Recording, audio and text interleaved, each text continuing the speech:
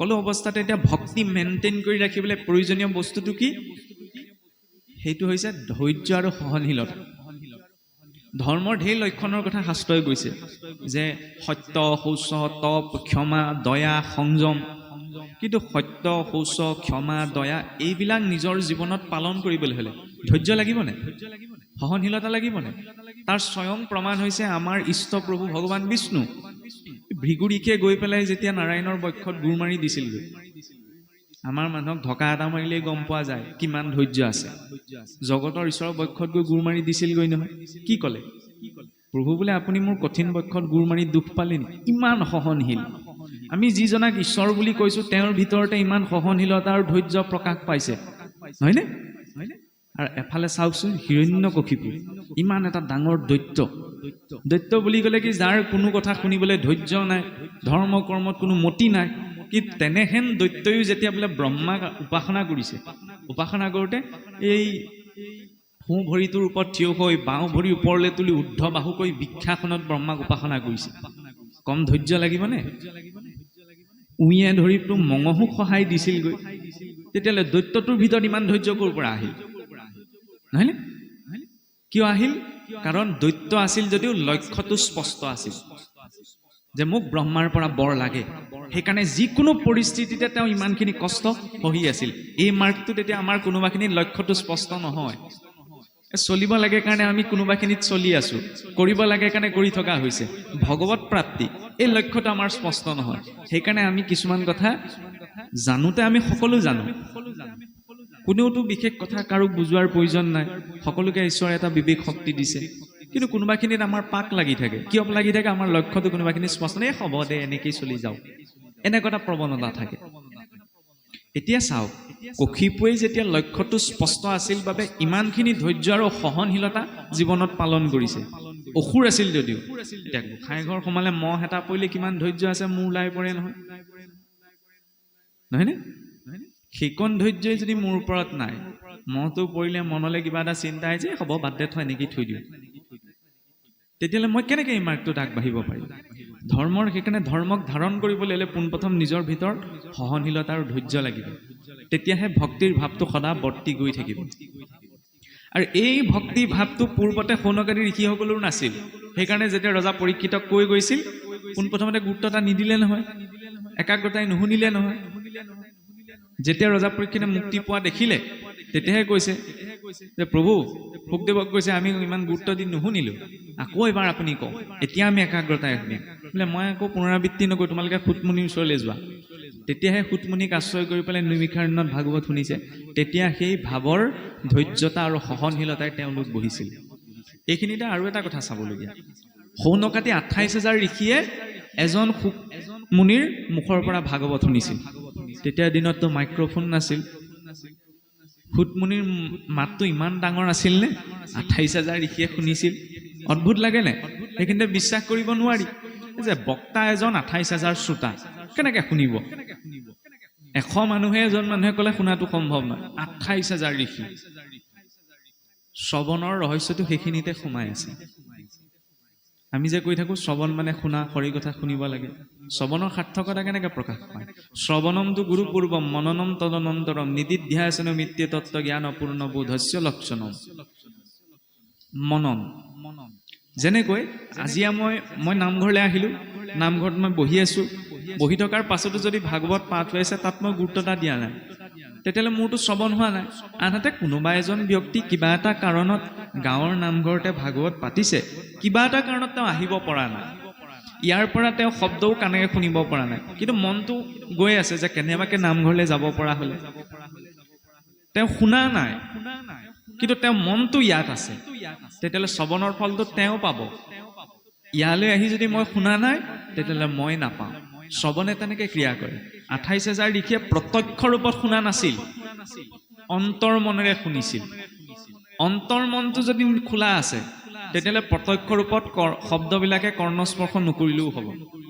এইটো হৈছে শ্ৰৱণৰ আটাইতকৈ ডাঙৰ ৰহস্য, যিটো ৰহস্য অনুধাৱন কৰি ঋষিসকল বহিছিল কাৰণে পালে।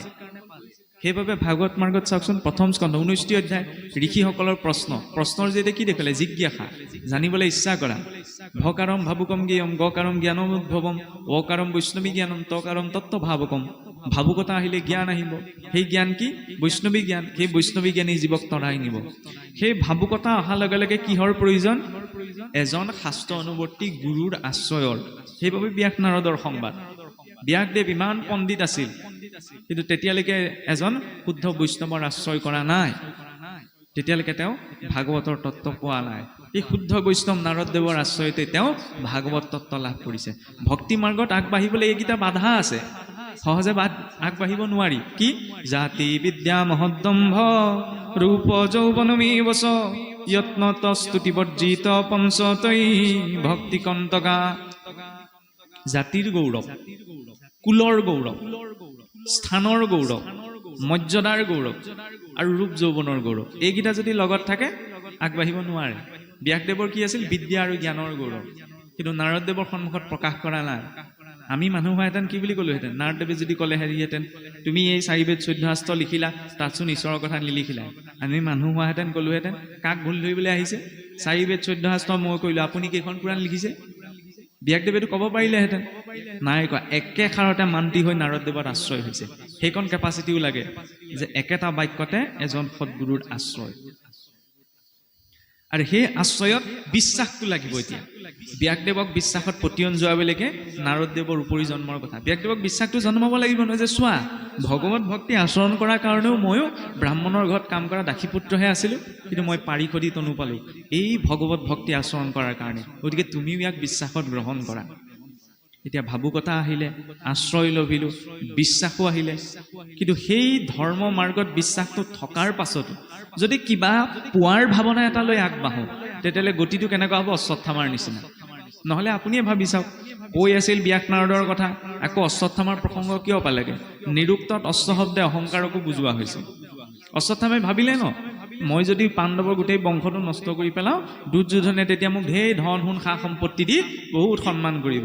এই পোৱাৰ ভাৱনাটো যেতিয়া মানুহৰ মূৰৰ ওপৰত উঠি যায়, তেতিয়া হিতাহিত চিন্তা কৰা জ্ঞান হেৰুৱাই পেলায়। অশ্বত্থামাৰ সেই ভাৱনাটো উৎপত্তি হৈছিল। সেইকাৰণে ধৰ্ম মাৰ্গলৈ আহিছোঁ হয়, কিন্তু কিবা এটা পোৱাৰ ভাৱনা লৈ নহয়। ইয়াত মাত্ৰ প্ৰাপ্তিৰ এটা ভাৱনা, ঈশ্বৰৰ শুদ্ধ ভক্তি। তাৰ বাহিৰে একো পোৱাৰ ভাৱনা লৈ এই মাৰ্গটোলৈ আহিব নোৱাৰোঁ। নহ'লে লোভটো এনেকুৱাকৈ সামৰি ল'ব। ধৰ্ম মাৰ্গটো তেতিয়া চাবলৈ নামঘৰলৈ আহিছোঁ, নামঘৰলৈ কাৰো মনত কাম ভাৱটো অহা নাই। নামঘৰলৈ আহোঁতে কোনো কাম ভাৱ লৈ নাহে। ক্ৰোধ ভাৱটো অহা নাই, ক্ৰোধ ভাৱ লৈ কোনো নামঘৰলৈ নাহে। কিন্তু যি স্থানত কামে প্ৰৱেশ কৰিব নোৱাৰে, যি স্থানত ক্ৰোধে প্ৰৱেশ কৰিব নোৱাৰে, সেই স্থানত কিন্তু লোভেও প্ৰৱেশ কৰে। সেইকাৰণে লোভে কৈছিল বোলে, ব্ৰহ্মাণ্ড ভিতৰে দেখিও ক তুমি আই, লোভিয়াত পৰে মনুষ্যৰ মন্দ নাই, যত পাৰে মানে তাৰ ভালো নকৰিব, ভকতি খলিত কৰি যাতনা কৰিব। নামঘৰলৈ অহাৰ পাছতো কিন্তু মোৰ মনত লোভটো আহিব পাৰে নহয়। কামহে নাই অহা, ক্ৰোধে নাই অহা, লোভটোতো ইয়ালৈকে আহিব পাৰে। সেইকাৰণে সাৱধান, কিবা এটা পোৱাৰ ভাৱনা লৈ যাতে আমি ধৰ্ম মাৰ্গলৈ নাহোঁ। তেতিয়াহ'লে কেনে ভাৱ লাগিব? সেয়া দেখলে দ্ৰৌপদীৰ জৰিয়তে, যি দ্ৰৌপদীয়ে তেওঁৰ 5জন পুত্ৰক হত্যা কৰা ব্যক্তিজনকো ক্ষমা কৰি দিছে দুটা কাৰণত। প্ৰথম কাৰণ কি? এফালে গুৰুপুত্ৰ। কম ডাঙৰ কথা নে? আমাৰ মানুহৰ ভিতৰত ইমান সাহস আছেনে? নিজৰ হত্যা কৰা 5জন পুত্ৰক গুৰুপুত্ৰ বুলি আই দ্ৰৌপদীক ক্ষমা কৰি দিছে। আমি সৰু কথা এটাতে মানুহে ইজনে সিজনক ক্ষমা কৰিব নোৱাৰোঁ। আপুনি মোক টান কথা এটা ক'লে নহয়, মই মানি নলওঁ সহজে। সিমানকণেই নাই আমাৰ মনত ভাৱ। তেতিয়াহ'লে এই মাৰ্গটো স্থায়ীকৈ আগবাঢ়িব পাৰিম জানো? নোৱাৰোঁ। সেইকাৰণে সেইটো স্পষ্টতাৰে প্ৰয়োজন। এই মাৰ্গটোত দ্বিতীয়তে কি প্ৰয়োজন? ক্ষমাৰ গভীৰতা। দ্বিতীয়তে বোলে, মই যেন মোৰো পুৰী পুত্ৰ হোকে অগণিহিয়া দহয়, ইহান অৱস্থা দেখি সেইমতে গৌতমীতে জীৱে জীৱ। আজি যদি অশ্বত্থামাক মই মাৰি পেলাবলৈ কৈ দিওঁ, অৰ্জুনে আৰু ভগৱান কৃষ্ণ ধৰি বান্ধি দ্ৰৌপদীৰ সন্মুখত পেলাই দিছিলহি নহয়। কাৰণ এই অশ্বত্থামাৰ মৃত্যুত তেওঁৰ মাকে, আজি মই 5জন পুত্ৰক হেৰুৱাই পেলাই যিটো দুখ পাইছোঁ, তেওঁৰ মাকে কিমান কষ্ট পাব। এগৰাকী মাতৃ হৈ আন এগৰাকী মাতৃ হৃদয়ৰ বেদনা বুজিছে। ক্ষমাৰ ভাৱৰ গভীৰতা। সেই ক্ষমাৰ ভাৱৰ গভীৰতাটো আহিলেহে কুন্তীৰ দৰে স্থিতি মনত উৎপন্ন হ'ব যে প্ৰভু বিপদো নৈব বিপদম সম্পদো নৈব সম্পদ বিপদ বিস্মৰণম বিষ্ণু সম্পদ নাৰায়ণ স্মৃতি। আটাইতকৈ ডাঙৰ বিপদ কি? ঈশ্বৰক পাহৰি থকা। আটাইতকৈ ডাঙৰ সম্পদ বিপদৰ সময়তে যদি ঈশ্বৰৰ চিন্তন হৈছে, তেতিয়াহ'লে এইটো মংগলময়। কেনেকৈ মংগলময়? বলিৰ পৰা যেতিয়া আপোনাৰ ভগৱান বিষ্ণুৱে বামন ৰূপত সৰ্বস্ব হৰণ কৰি ল'লে, যিসোপা গোটাইছিলে চবটোতো হৰণ কৰি ল'লে, এইটোতো লৌকিক দৃষ্টিত চাবলৈ অমংগল হৈছে। কিন্তু সেই অমংগলটো সুমংগললৈ পৰিৱৰ্তন হৈছে, কাৰণ তাত ভগৱন্তৰ হস্তক্ষেপ হোৱাৰ বাবে। গোটেই হোটলপুৰী ৰজা পাতি দিলে, এটা কল্পৰ বাবে ইন্দ্ৰ পাতি দিলে, ইমানখিনি সাধনা কৰি যিটো গোটাব নোৱাৰিলে ঈশ্বৰে সেই ত্যাগ কৰাৰ বাবে তেওঁক প্ৰদান কৰিলে। আনহাতে মংগল, পুতনা ৰাক্ষসী আছিল, নহয়নে? ৰাক্ষসী আছিল, ঈশ্বৰক বধ কৰিবলৈ গৈছিল, তাকো সুন্দৰী নাৰীৰ ৰূপ লৈ। দেখাৰ লগে লগে ঈশ্বৰৰ চকুকেইটা ঢাকিহে দিলে, ঈশ্বৰৰ ওচৰলৈ যোৱাৰ লগে লগে। সেইটোতো মংগল ঘটিছে, কিন্তু তাত ঈশ্বৰৰ প্ৰতি শুদ্ধ ভাৱ লৈ যোৱা নাই, সেইবাবে দেখাৰ লগে লগে ঈশ্বৰে চকুহে ঢাকি দিছে। গতিকে আমিও যাতে এনেকুৱা নহওঁ যে ঈশ্বৰৰ সন্মুখলৈ যোৱাটো ডাঙৰ কথা নহয়, আমাক দেখি আকৌ ঈশ্বৰৰ চকুকেইটা ঢাকি দিলে বেয়া হ'ব নহয়, নহয়নে? দেখিছিলতো দুঃশাসন, দুৰ্যোধন, ৰাৱণ, কংস, এইবিলাকেও ঈশ্বৰক দেখিছিল, চিনিব পাৰিলে জানো? নোৱাৰিলে নহয়। সেইকণ শক্তি ঈশ্বৰে দিব লাগিব। সকলোতে ঈশ্বৰ আছে, কিন্তু আমি ইমান শুদ্ধ নহয় যে সকলোতে আমি ঈশ্বৰক অনুভৱ কৰিব পাৰিম, নহয়নে? সেইকাৰণে আমাক এটা নিৰ্দিষ্ট মাধ্যম দিলে, নামঘৰ, মঠ মন্দিৰ, যাতে এটা নিৰ্দিষ্ট স্থান, তালৈ গৈ আমি ঈশ্বৰক উপাসনা কৰিব পাৰোঁ। সেইখিনি সময়ততো আমাৰ ভাৱটো লাগিব। ঘৰত গোসাঁই ঠাইভাগ আছে, আমাৰ আকৌ মানুহৰ চিন্তাটো কি?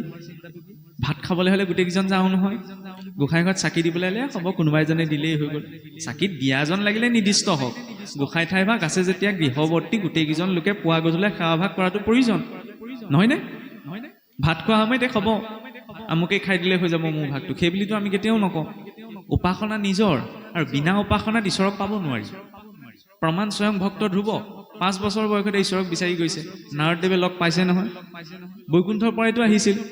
নাৰদদেৱেতো ক'ব পাৰিলেহেঁতেন, এই সৰু ল'ৰা এজনে কি উপাসনা কৰিব, ব'লা বোপাই, মই তুমি যদি ইমানেই বিচাৰিছা ঈশ্বৰক মই দেখুৱাই আনোগৈ, ব'লা।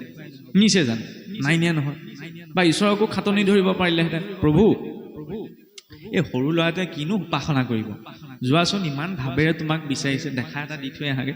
আহিছে জানো? 6 মাহলৈকে অনাহেৰে তপ কৰিব লগা হৈছে, 5 বছৰীয়া শিশুটিয়ে। আমি আকৌ কৈ থাকো কি, এই সৰু ল'ৰা আছিলে, ইমান কাৰিয়াত ইমান ভক্তি কৰিব হোৱা নাই। আৰু ভক্তি কৰা মানে কি, আমাৰ কোনোবাখিনিত এইটো বুজা যায়, নাম প্ৰসংগ কৰা, পাঠৰ আসন অলংকৃত কৰা, শৰাই ভাগ সজোৱা, এইখিনি সামাজিক দায়িত্ববোধত থকা কৰ্ম, হয়নে? সমাজে আজ্ঞা দিলেহে এজন ব্যক্তি এইখিনি কৰ্ম কৰিবলৈ আগবাঢ়িব। এইখিনি কৰ্মত বয়সৰ কিছুমান কথা আছে, ভক্তিতটো নাই। ঘৰততো ঈশ্বৰৰ নাম, ঈশ্বৰৰ ক্ষেত্ৰত গুণৰ কথা জনা, তেওঁ গুণলীলা শ্ৰৱণ কীৰ্তন কৰা, এইখিনিতো আমি কৰিব পাৰোঁ, ইয়াততো বয়সৰ কথা নাই, নহয়নে? আৰু এই উপাসনাটো জীৱনত এইকাৰণেই প্ৰয়োজন, কাৰণ সেই উপাসনাৰ জৰিয়তে ঈশ্বৰক কাষ চাপিব পাৰি। বিনা উপাসনাত দৈত্যও পোৱাগে নাই, যদিও তেওঁলোকে অধোগতি পাইছে, ভক্তও পোৱাগে নাই। আমি যে কৈ থাকোঁ, আমাৰ মানুহৰ মনত এটা ভুল ধাৰণা ভৰাই দিয়া হ'ল, আপোনাৰ হবে তাক কেনেকৈ লৈ মই নাজানো, যে ভক্তি আটাইতকৈ সহজ, ভক্তি আটাইতকৈ সহজ বুলি ক'তো নাই।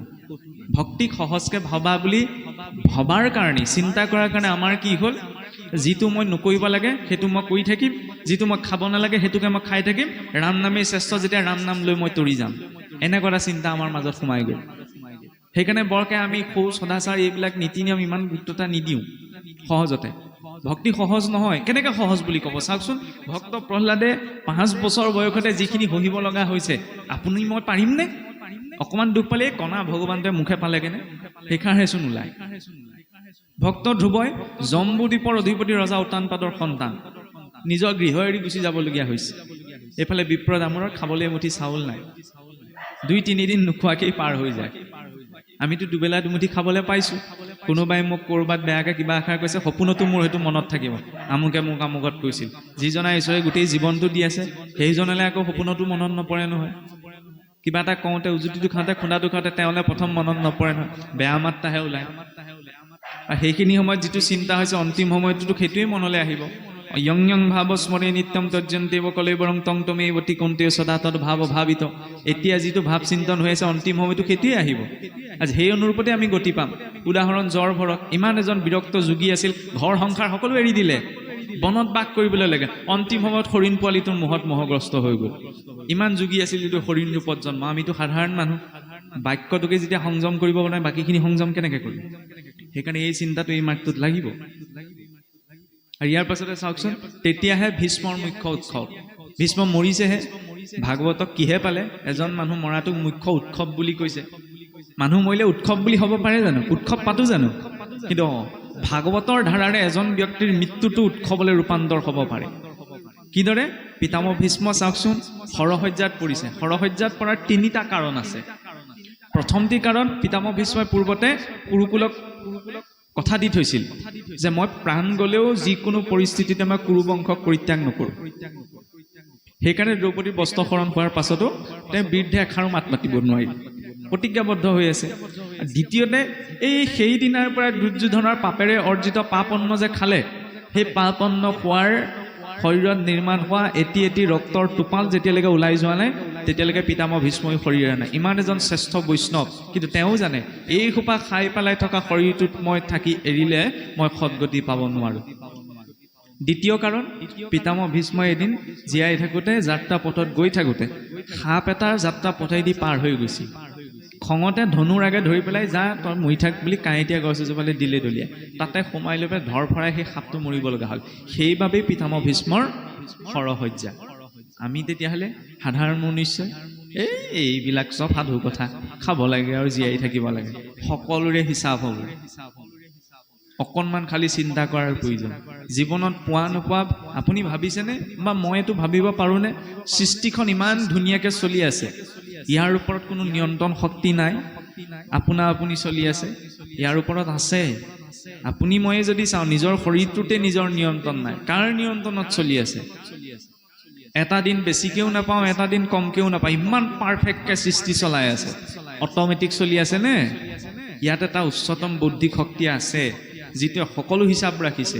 আৰু এই কৰ্মৰ গতিটো ইমান গহন যে পিতামহ ভীষ্ময়ো হাত সাৰিব পৰা নাই।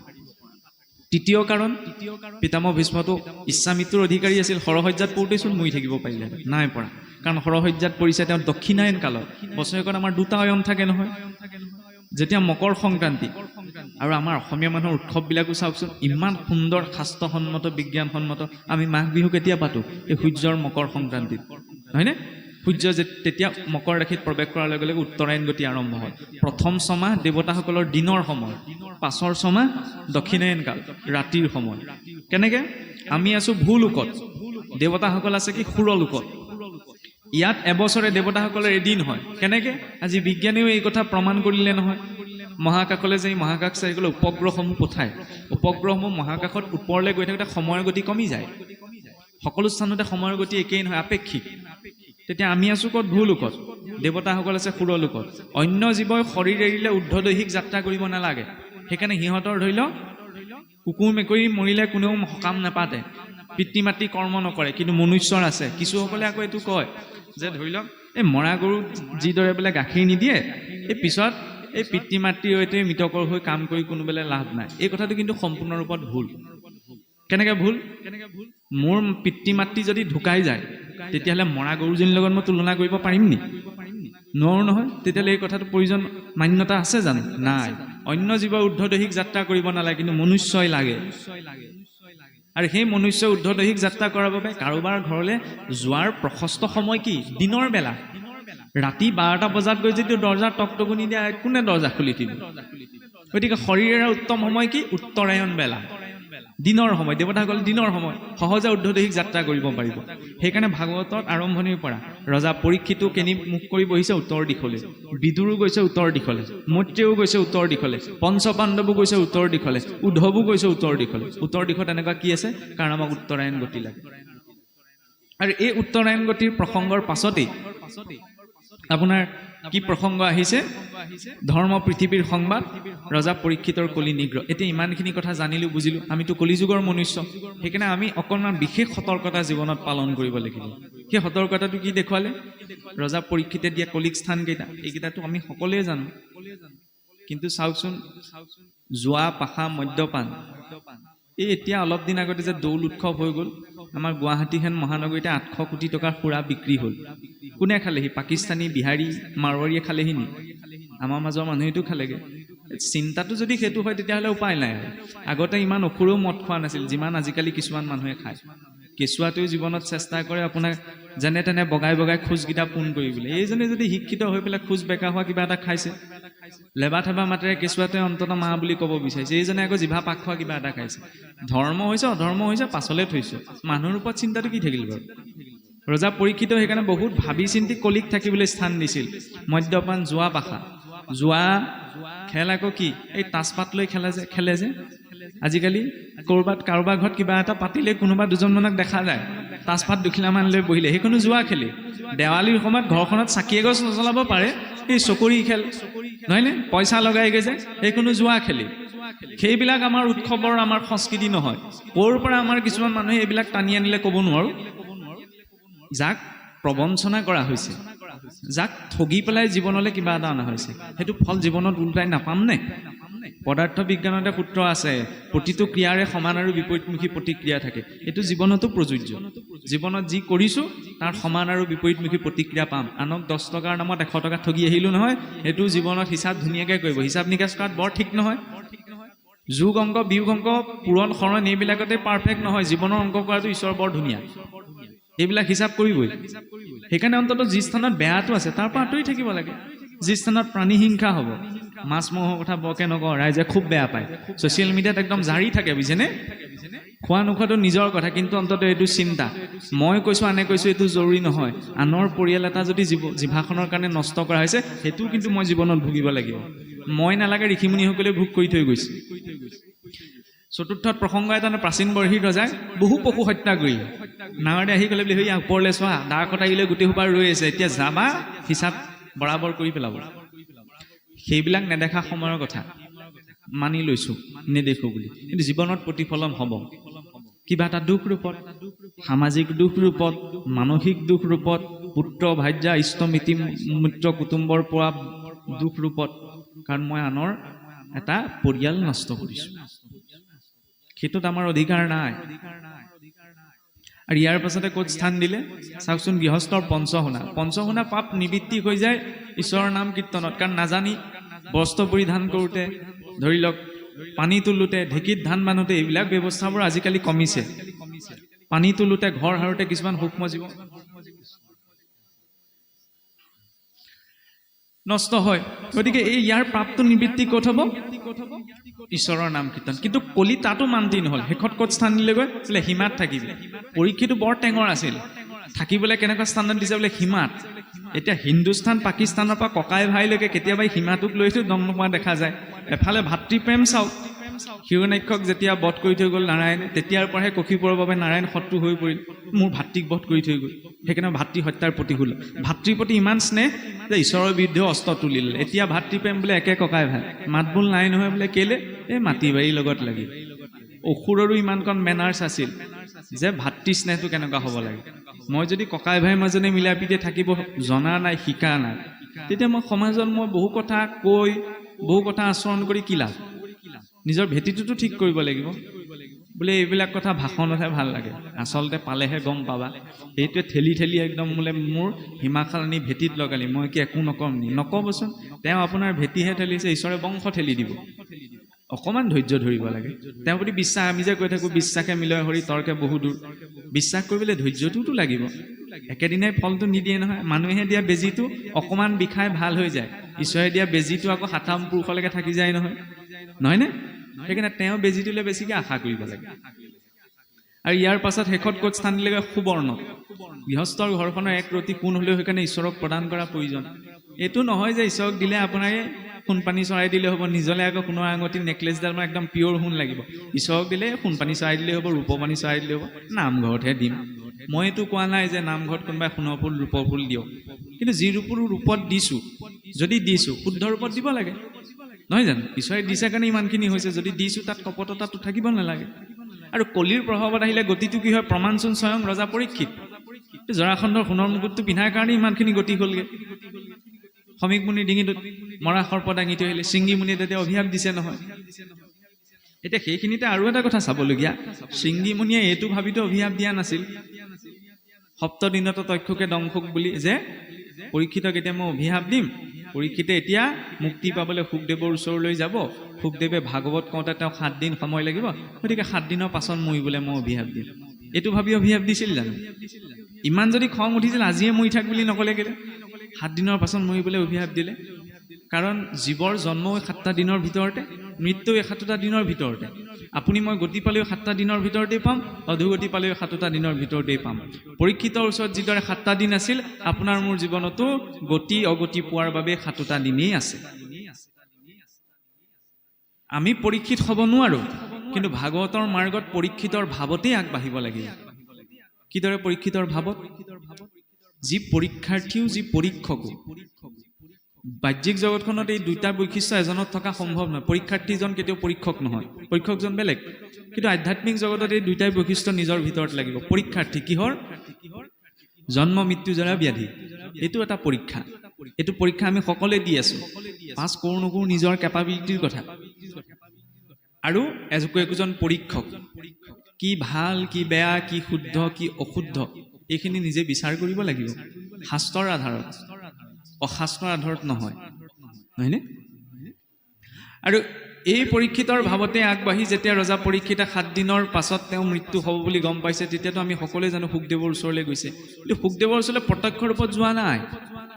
ঋষিমুনিসকলৰ ওচৰলৈ তেওঁলোকে হোম তপ যজ্ঞৰ কথা কৈছিল।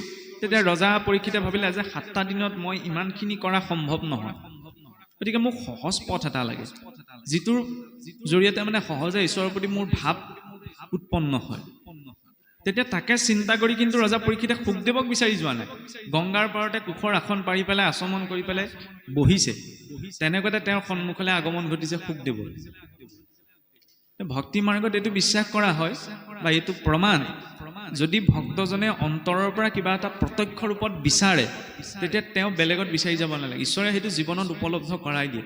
কোনোবাই যায় এজনে যদি সভক্তিৰ কিবা এটা বিষয় বুজিব বিচাৰিছে, শাস্ত্ৰ সম্পৰ্ক, ঢেৰ মূৰটো ঘমোৱাৰ প্ৰয়োজন নাই। অন্তৰৰ পৰা বিচাৰিলে সেইটো ঈশ্বৰে এনেকুৱা এটা সংযোগ ঘটাই দিব যে আপুনি কিবা এটা মাধ্যমৰ যদি সেই বিষয়টো বুজি পাই যাব। সৰু এটা কথা। গতিকে ৰজা পৰীক্ষিতে অন্তৰৰ পৰা বিচাৰিছিল, সেইকাৰণে প্ৰত্যক্ষ ৰূপত শুকদেৱৰ আগমন। আৰু শুকদেৱক অহাৰ লগে লগে এইখিনি প্ৰসংগৰে প্ৰথম স্কন্ধ সম্পূৰ্ণ হৈছে। শুকদেৱক ৰজা পৰীক্ষিতে সোধা প্ৰশ্নটি হৈছে কি, যে মৰণৰ সময় তোমাৰ ওচৰণে পুচুহু প্ৰভু সাম্প্ৰত, ম্ৰিয়মাননৰে ইটো সংসাৰত কৰিবে কোনো কৰ্ম। এইটো সোধা নাই যে মই কি কৰিম কওক, যে মোৰ দৰে মৃত্যু অভিমুখী লোকসকলে কাৰ কথা শুনিব, কাহাক শুনিব, কাহাক চিন্তিবে, কাহাক জপিবে নৰে, কাৰ কথা মানিব, কাক ভজনা কৰিব, সেই বিষয়ে আপুনি মোক কওক। এই প্ৰশ্নটিও যেতিয়ালৈকে আমাৰ জীৱনত নাহে, তেতিয়ালৈকে আমি ভাগৱত মাৰ্গত প্ৰৱেশ কৰিব নোৱাৰো। সেইবাবে প্ৰথম আৰু দ্বিতীয় স্কন্ধ ভাগৱতৰ আৰম্ভণি অংশহে। ভাগৱতৰ দশলক্ষণ বৰ্ণনা প্ৰকৃততে তৃতীয়ৰ পৰাহে আৰম্ভ হৈছে। দ্বিতীয় স্কন্ধ আৰম্ভ হৈছে ভাগৱত মহাধৰ্ম কথ, বিদুৰ মৈত্ৰেয় সংবাদ, আৰু শেষত ভাগৱতৰ দশলক্ষণ বৰ্ণনা। স্বৰ্গ মানে হৈছে ঈশ্বৰৰ বৈকৃত সৃষ্টি, ঈশ্বৰে কিদৰে সৃষ্টিখন নিৰ্মাণ কৰিলে, তত্ত্বসমূহ কিদৰে সৃষ্টি হ'ল। বিসৰ্গ ঈশ্বৰৰ প্ৰাকৃত সৃষ্টি, ঈশ্বৰে প্ৰজাসকলক, মনুষ্যগণক, জীৱসকলক কেনেকৈ উৎপত্তি কৰে, সেই বিষয়ে আছে ভাগৱত। উটি সৃষ্টিৰ আদিৰে পৰা কিটো ধাৰাত এই ভাগৱত চলি আহিছে, এই সংসাৰখন পৰিৱৰ্তিত হৈ আহিছে, সেই বিষয়ে আছে ভাগৱত। উটিৰ পাছতে আছে স্থিতি, এই জগতখন কি কি তত্ত্বসমূহত স্থিত হৈ আছে, সেই বিষয়ে আছে এই ভাগৱতত। মনন্তৰ প্ৰত্যেকজন মনুৰ শাসনকাল ভেদে ঈশ্বৰৰ লীলাসমূহ বেলেগ বেলেগ হয়, যেন প্ৰত্যেক মনন্তৰ সাপেক্ষে ঈশ্বৰৰ লীলা এই ভাগৱতত আছে। ঈশানু কথা, ঈশ্বৰৰ কথা, ভগৱানেশ্বৰ লীলা কীৰ্তনমিদম ভাগৱতম, ভগৱন্তৰ পূৰ্ণ লীলা প্ৰকাশ কৰা হোৱাৰ বাবে ইয়াৰ এটা লক্ষণ হৈছে ঈশানু কথা, ঈশ্বৰৰ কথা। আৰু এই ঈশ্বৰৰ কথা শুনিব কিয় লাগে? জীৱক আমাক কি লাগে? নিৰোধ, জন্ম মৃত্যু, নিৰন্তৰ আমাৰ জন্ম মৃত্যু হৈ আছে। পুনৰপি জননম পুনৰপি মৰণম পুনৰপি জননী যথৰি শয়নম, পুনৰ পুনৰ জনম, পুনৰ মৰণ, পুনৰ জননী যথৰত শয়ন হৈ আছে। এই প্ৰক্ৰিয়াটোক ৰোধ কৰাৰ যিটো পদ্ধতি, ৰখাই দিয়াৰ যিটো পদ্ধতি, সেই বিষয়ে আছে ভাগৱতত। আৰু সেই নিৰোধ কৰিলে আমি কি পাম? মুক্তি। আৰু সেই মুক্তিৰ বাবে কাৰ আশ্ৰয় লৈ কেনেকে যাব লাগিব, সেই বিষয়ে আছে ভাগৱতত। সেইবাবে ভাগৱতৰ অন্তিমটি লক্ষণ কি? আশ্ৰয়।